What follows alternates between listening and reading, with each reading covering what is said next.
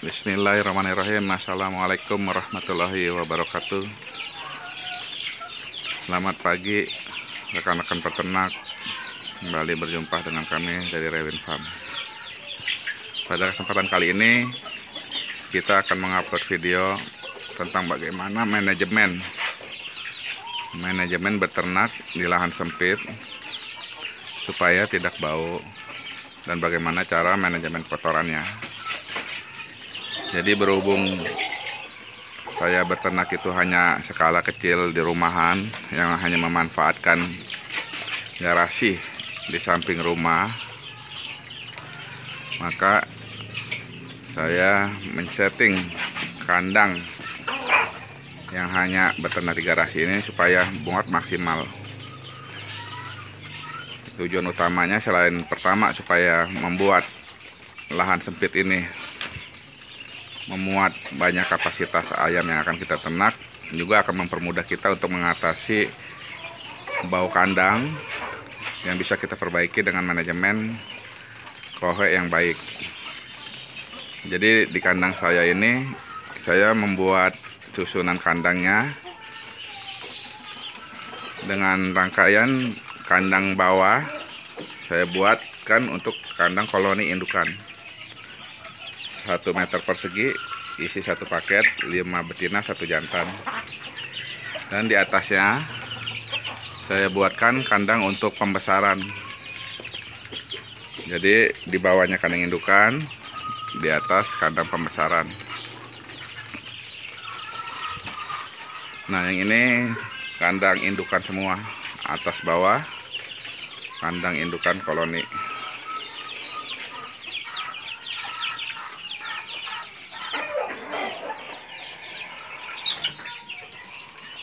Jadi untuk mengatasi bau kotoran, kandang saya buat bersusun, dengan di bawahnya saya buatkan alas untuk menampung kotoran yang hanya berupa triplek 1 lembar yang dilapisi dengan plastik mika supaya lebih awet kalau tidak daripada yang tidak dilapisi. Nah, ini kotorannya pun kita bisa melihat kotorannya pun kering dan tidak menimbulkan bau, sehingga tidak mengganggu tetangga kita yang ada di sebelah kandang kita, karena ternak saya ini berada di dalam komplek perumahan yang saya buat di dalam garasi, bekas garasi mobil. Jadi kandangnya saya susun, dan ini kohenya saya kasih alas. Jadi untuk supaya kita bisa memudahkan untuk membersihkan kohenya dan tidak menimbulkan bau. Nah, ini untuk kandang yang alas sekam bawah, ini kita tidak perlu membersihkannya karena kita sudah bisa mengatasinya dengan menyemprot berbagai metode. Tinggal teman-teman bisa memilih mau metode mana yang dipilih untuk menghilangkan bau kohe, untuk mengurai kotorannya, dan supaya kotorannya bisa kering seperti ini. Jadi kotoran ini secara berkala saya bersihkan dengan hanya menggunakan sendok semen. Jadi kotoran yang ini kita keruk dengan ini. Nah, itu tidak kita lakukan setiap hari, bisa kita lakukan seminggu sekali, ya kan, ataupun 3 hari sekali. Itu pun masih aman karena kotorannya kering. Nah, jadi kohe ini kita keruk, lalu kita kumpulkan di karung. Nah, inilah kotoran-kotoran yang sudah kita kumpulkan beberapa lama, yang kita karungkan. Dan ini sebentar lagi akan diambil oleh kawan kita di komplek perumahan lain untuk dijadikan pupuk kandang yang akan mereka buat untuk memupuk tanaman-tanaman di sekitar komplek mereka. Jadi kohenya pun bisa berguna dan tidak menimbulkan bau untuk tetangga kita yang ada di sekitar lingkungan. Ini kandang saya. Nah, ini rumah-rumah tetangga.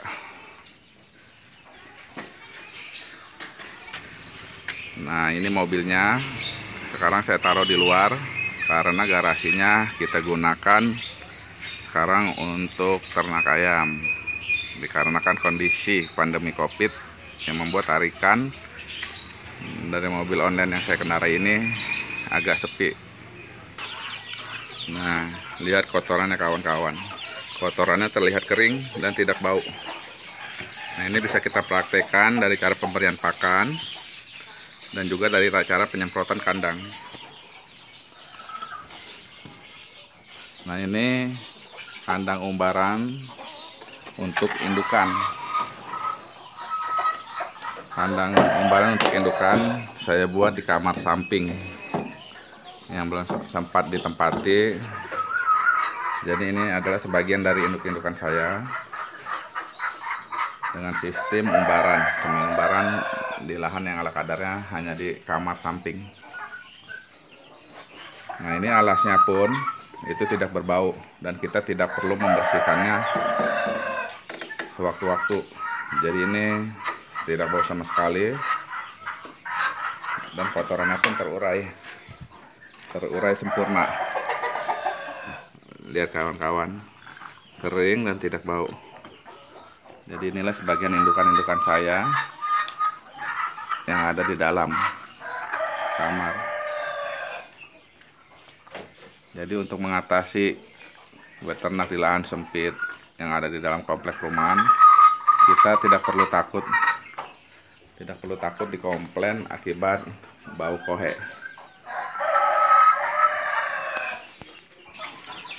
Untuk mengatasi bau kohe, kita bisa atasi dengan dua cara, yaitu cara internal dan cara eksternal. Internalnya yaitu untuk memperbaiki sistem pencernaan di dalam tubuh ayam supaya bisa mencerna makanan, supaya saat buang kotorannya itu yang tersisa hanya ampasnya. Jadi bisa mengurangi resiko amoniak yang bisa menimbulkan bau. Salah satunya yaitu dengan penggunaan prebiotik.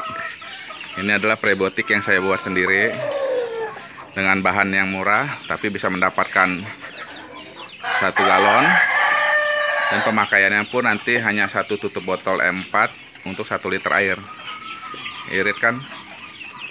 Nah, ini juga ada peralatan-peralatannya, perlengkapnya yang lain, yaitu ini ada brew, ini alkali, ini probiotik juga. Nah, ini juga ada alat-alat yang untuk membantu biosecurity kandang. Tinggal kalian mau pakai yang mana. Semua cara bagus, ada kelebihan dan kekurangannya. Ini Baiklin, ini E4 untuk pengurai. Nah, ini badak. Ini bisa juga hanya satu ini aja kita sudah bisa mengatasi bau kandang dan biosecurity kandang. Itu ada iodin, sebelahnya enzim, dan itu ada asam sitrat juga. Jadi di kandang ini saya bebas untuk melakukan bagaimana cara untuk mengatasi bau kandangnya. Kesemua cara ini bisa kita gunakan, tergantung rekan-rekan mau pilih yang mana yang lebih efektif untuk kandang kita. Untuk video kedepannya saya akan mengupload bagaimana cara menggunakan masing-masing dari komponen-komponen ini. Nah, ini adalah alas kandang yang sudah saya bersihkan tadi. Dan waktu saat saya membersihkannya, saya tidak memvideokannya karena tidak ada orang yang memegangi kameranya. Karena posisi saya hari ini saya sendirian.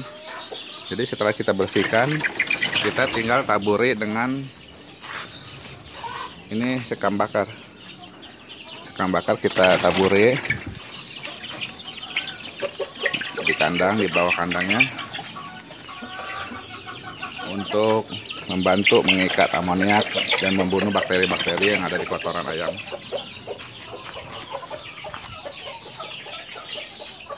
Kita tinggal taburi saja. Nah, jadi simpel kan. Jadi untuk rekan-rekan tidak usah takut untuk beternak skala kecil rumahan, walaupun kita tinggal di dalam komplek. Dan begitu pula bagi rekan-rekan yang mempunyai tetangga beternak ayam, tidak usah mengambil pusing ataupun melarang mereka untuk beternak. Apalagi bila mereka sudah menerapkan manajemen penanganan kohenya yang intinya untuk menghilangkan bau.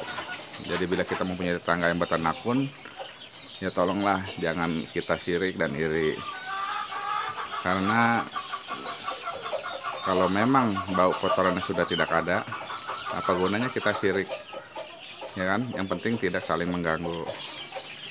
Ini kawan-kawan teman kita yang akan ngambil kohe sudah datang. Nah, ini namanya Bang Ari, master kita di peternak rumahan. Nah, ini nih kohenya udah saya sediakan. Nah, ini dia orangnya. Ini orangnya yang ngambil kohe kita untuk pupuk tanamannya. Nah, Bang Ari, gimana Bang Ari? Kabarnya sehat? Sehat. Mantap. Ini kohenya Bang, kita udah siapkan. Kita akan buatin ke mobil dulu. Nah, ini kohenya sudah naik ke atas mobilnya. Jadi dia tinggal bawa pulang untuk jadikan pupuk. Nah, kawan-kawan, jadi masalah kohe ataupun bau di saat kita beternak di lahan sempit yang berada di dalam komplek, kita tidak perlu khawatir lagi. Jadi kita sudah bisa mengatasinya. Jadi untuk rekan-rekan yang ingin beternak, jadi nggak usah takut dengan keadaan kita yang lahannya sempit dan ada di komplek. Kita berhak untuk berusaha mencari nafkah tanpa perlu takut dikomplain sama tetangga ataupun apa. Karena apapun komplainan mereka, kita persilahkan mereka untuk datang ke kanan kita. Masalahnya apa? Apakah itu bau, ya kan? Atau ada lalat atau apa? Kita bisa lihat. Kita tidak melihat lalat. Di sini lalat bersih.